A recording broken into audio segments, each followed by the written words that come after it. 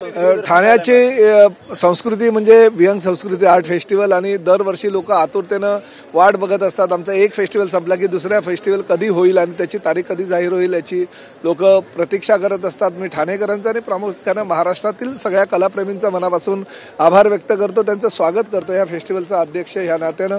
आणि आजचा पहिला दिवस आहे। फार मोठ्या प्रमाणात ठाणेकर जनता, ठाण्यातील सर्व मोठ्या शाळा, लहान शाळा, महापालिकेच्या शाळा सहभागी झाल्या होत्या। ठाण्यातील संस्कृतीचं दर्शन या ठिकाणी घडवलं। कर्नाटकची काही मंडळी या ठिकाणी होती, पंजाबची होती, बंगालची होती, त्याचबरोबर पारशी कम्युनिटीची लोक पण या ठिकाणी होती। त्यांनी प्रात्यक्षिक केलं, म्हणजे अतिशय चांगल्या वातावरणामध्ये या फेस्टिवलचा सुरुवात झालेली आहे। आज शुभा मुदगल पद्मश्री आहे, यांचा गायनाचा कार्यक्रम आहे। उद्या अभिजित भट्टाचार्य यांच्या गायनाचा कार्यक्रम आहे। तिसऱ्या दिवशी संजू राठोडांचा कार्यक्रम आहे आणि चौथ्या दिवशी मिका सिंग यांचा कार्यक्रम आहे। त्यामुळे आम्ही सगळ्या जाती धर्मांना एकत्र घेऊन एक चांगला कार्यक्रम करण्याचा प्रयत्न दरवर्षी ह्या संस्कृती आर्ट फेस्टिवलच्या माध्यमातून करत असतो आणि सर्वांना सहभागी होण्याचं आवाहन करत असतो। मी ठाणेकरांचा आणि महाराष्ट्रातील तमाम कलाप्रेमींचा मनापासून आभार व्यक्त करतो।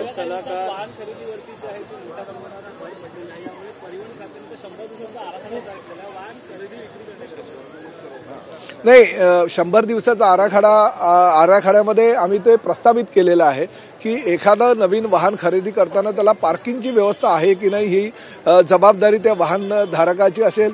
म्हणजे वाहनाचं रजिस्ट्रेशन करत असताना आधी त्याला पार्किंगचं रजिस्ट्रेशन दाखवावं लागणार आहे आणि नंतरच आम्ही त्याला पार्किंगची व्यवस्था बघितल्यानंतरच रजिस्ट्रेशन करून देऊ, कारण ही काळाची गरज आहे। भविष्यामध्ये पार्किंगची समस्या मोठ्या प्रमाणात उद्भवणार आहे आणि वाहन घेत असतानाच जर तू पार्किंगची व्यवस्था केली तर भविष्यामध्ये होणाऱ्या दुर्घटनांना किंवा काही गोष्टींना तुम्हाला सामोरं जावं लागणार नाही। हे काही कटू निर्णय आहे, परिवहन मंत्री म्हणून मला ते घ्यावे लागणार आहे, परंतु ही काळाची गरज आहे। 1 BHK फ्लॅट असणारा व्यक्ती जर 2-2, 3-3 गाड्या ठेवत असेल, 2 BHK वाला व्यक्ती जर त्या ठिकाणी 2-2, 3-3 गाड्या ठेवत असेल तर शेवटी गाड्या ठेवणार कुठे? पार्किंग तुम्ही डेव्हलपरकडनं घेत नाही किंवा स्वतःची पार्किंग नाही, अशा वेळेस भांडणं होतात, मोठमोठे तक्रारी ह्या पार्किंगच्या पोलीस स्टेशनमध्ये जातात। काही ॲम्ब्युलन्स जाण्यासाठी वाट सोडत नाही, मध्येच गाड्या लावतात। काही ठिकाणी फायर ब्रिगेडच्या गाड्या ज्या आग लागल्यानंतर जायच्या असतात त्यांना जायला जागा मिळत नाही। अशी परिस्थिती ह्या शहरी भागामध्ये फार मोठ्या प्रमाणामध्ये उद्भवायला लागली। त्यामुळे हा असा कटू निर्णय घेण्याचा मानस आमचा आहे आणि तो निर्णय आम्ही लवकरात लवकर घेण्याचा प्रयत्न करणार आहोत।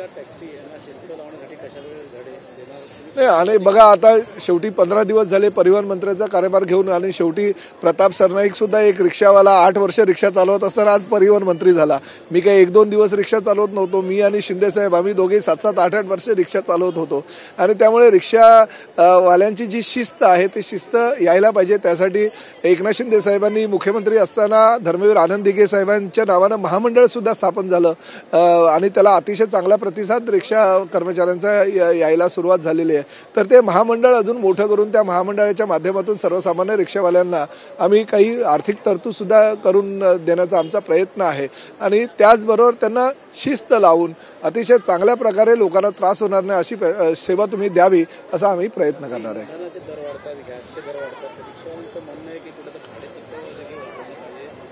नाही, आता ही पण वस्तुस्थिती आहे। गेल्या वर्षी झालेल्या ह्या दोन्ही निवडणुकींमध्ये किंवा 1-1.5 वर्षामध्ये भाडेवाढ कुठलीच झालेली नाही, ना रिक्षावाल्यांची झालेली आहे ना ST किंवा बसची झालेली आहे आणि त्यामुळे सगळ्या सेवा ज्या आहेत स्थानिक स्वराज्य संस्थांच्या ज्या परिवहन सेवा आहेत ते तर खूपच अडचणीत आलेल्या आहेत, किंबहुना काही बंद पडण्याच्या परिस्थितीमध्ये आहे, काही सेवा ज्या आहेत अतिशय तोट्यामध्ये आहेत। तर उद्या भविष्यामध्ये तो पांढरा हत्ती ठरू नये त्यामुळे थोड्याफार प्रमाणात का होईना काही ठिकाणी सर्वसामान्य प्रवाशांनी सुद्धा हा विचार करायला पाहिजे की प्रत्येक गोष्टीची भाववाढ झालेली आहे। घरातलं आपलं रेशन असू द्या, तेल असू द्या, गहू असू द्या, तांदूळ असू द्या, साखर असू द्या, थोड्याफार प्रमाणात वाढ ही काळाची गरज असते। दर 2-3 वर्षांनी ही वाढ होणं गरजेचं आहे।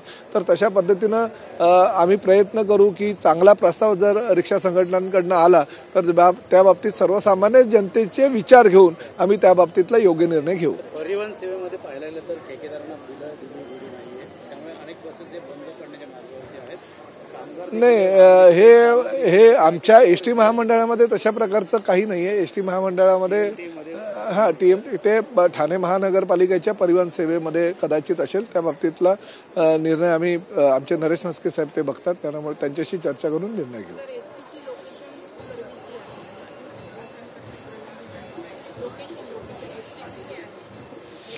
नाही, काय होतं की ग्रामीण भागामध्ये ही समस्या फार कमी आहे, परंतु शहरी भागामध्ये हे काम मोठ्या प्रमाणात जाणवायला लागलं. कारण पूर्ण रस्ते हे जाम झालेले असतात.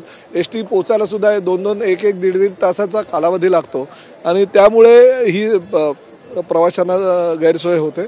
आम्ही त्यावर लवकरात लवकर तोडगा काढू. बाळासाहेबांचं स्मारक उभारते आज पत्रकार परिषद घेतली. उद्धव ठाकरे यांनी पहिला टप्पा पार झाला. त्यांनी सांगितलं की बाळासाहेबांना मानणारे जे शिवसैनिक आहेत त्यांनी यावं आमंत्रण आहे. नाही, 100% आम्ही त्या ठिकाणी जाणारच आहोत आणि शेवटी आम्ही जे शिवसैनिक आहोत ते वंदनीय शिवसेना प्रमुख हिंदू हृदय सम्राट आदरणीय बाळासाहेब ठाकरे यांचे आम्ही शिवसैनिक आहोत आणि त्यांच्याच आशीर्वादानं आम्ही आमदार झालो. त्यांच्याच आशीर्वादाने आम्ही आज मंत्रिपद उपभोगतोय.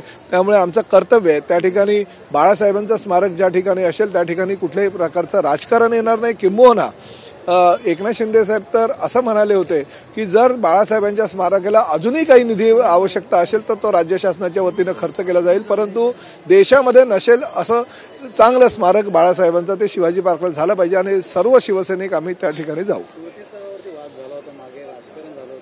बघा, आता निवडणुकीच्या दरम्यान ह्या काही गोष्टी होत राहतात. निवडणुका संपल्या त्यामुळे आता काही वाद निर्माण होण्याची शक्यता मला वाटत नाही, परंतु शिवसेना प्रमुख वंदनीय बाळासाहेब ठाकरे यांच्या स्मारकाविषयी कुठलाही वाद निर्माण होणार नाही याची मला खात्री आहे. वडेट्टीवारने आज म्हटलंय की कुठंतरी षडयंत्र रचलं गेलं, 20 दिवस होते त्यानंतर घोळ झाला. हो, त्यांचा तो अंतर्गत प्रश्न आहे. म्हणजे काँग्रेसची मंडळी शिवसेनेवर दोष देत आहेत, शिवसेनेची मंडळी सांगतात आम्ही आपला पाठिंबा देऊ, काँग्रेसनं असा विश्वासघात आमचा केला वगैरे अशा प्रकारचं वक्तव्य त्यांचं चालू आहे. त्यामुळे निवडणुकीच्या तोंडावर, प्रामुख्याने लोकसभेच्या निवडणुकीच्या तोंडावर मोठा गाजावाजा करून निर्माण झालेली महाविकास आघाडी आता कोलॅप्स झाली आहे. शकलं उडालेली, त्याचे तुकडे तुकडे झालेले आहेत. त्यामुळे एकमेकांवर आरोप करण्याशिवाय त्यांच्याकडे आता काही काम नाही. तसंच अमोल कोल्हेने देखील वक्तव्य केलेलं आहे की शिवसेनेचं अजून झोपेतून जागी व्हायला तयार नाही ठाकरे घरात, काँग्रेसची मोडलेली पाठ सरळ व्हायला तयार नाही. आता म्हणूनच माझं हेच म्हणणं आहे की शिवसेनेचे उबाटाचे संजय राऊत काही वेगळं बोलतात, शरद पवार गटाचे अमोल कोल्हे खासदार असून काही वेगळे बोलतात, सुप्रियाताई काही वेगळं बोलतात, त्यांचे अजून दुसरे काही वडेट्टीवार काँग्रेसचे नेते काही वेगळं बोलतात. बाळासाहेब बिचारे पराभूत झाले असल्याकारणानं ते आता दिसतच नाही आहे गेल्या महिनाभरापासून. त्यामुळे अशी परिस्थिती निर्माण झाली. पृथ्वीराज चव्हाण तर काही असं आपबद्दल भविष्य व्यक्त करतात आणि काँग्रेसचे राष्ट्रीय प्रवक्ते पृथ्वीराज चव्हाणांनी आपमध्ये जावे असं म्हणतायत. त्यामुळे हे काय चाललंय हे लोकांनाही कळत नाही. त्यामुळे याची शकलं उडालेली आहे. आम्ही फक्त मजा बघतोय, पण महायुती मात्र अखंड आणि अभेद्य आहे. निवडणुका जवळ येतात, ठाकरे गटातील नगरसेवक नाराज आहे, कुठेही ऐकलं जात नाही असं उबाटाचे 36 नगरसेवक आमच्याकडे आहेत. अजूनही काही नगरसेवक आमच्या संपर्कामध्ये आहे, काही भारतीय जनता पक्षाच्या संपर्कामध्ये आहेत.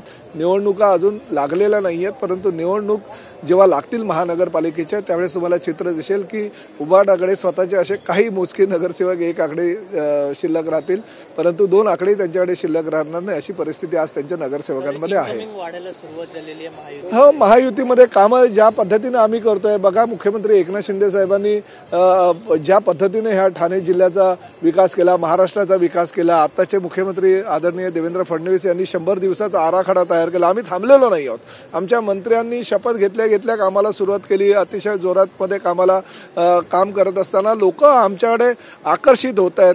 आमच्या लाडक्या बहिणींचा आशीर्वाद आम्हाला भरपूर मिळालेला आहे, लाडक्या भावांचा, लाडक्या तरुणांचा आशीर्वाद मिळालेला आहे आणि त्या पद्धतीने सगळे नगरसेवक जर आमच्यावर खुश असतील की चांगली कामं महायुतीच्या काळामध्ये होत आहेत आणि आमच्या पक्षामध्ये आमच्या विचाराशी जे बांधील आहेत ते जर आमच्याकडे येत असतील तर नौखक आहे. त्यांनी यावं, त्यांचं आम्ही स्वागत करू.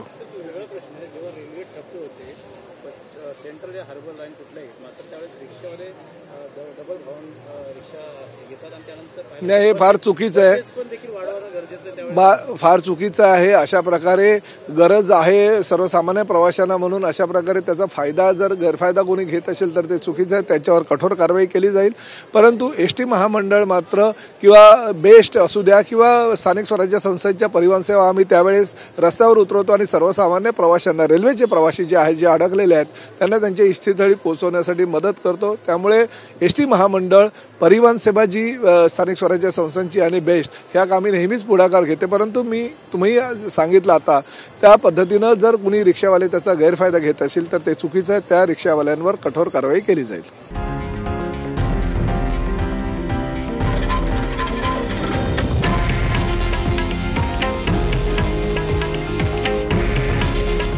हे आहे देशातील नंबर 1 न्यूज नेटवर्क आणि आपण पाहत आहात TV9 मराठी.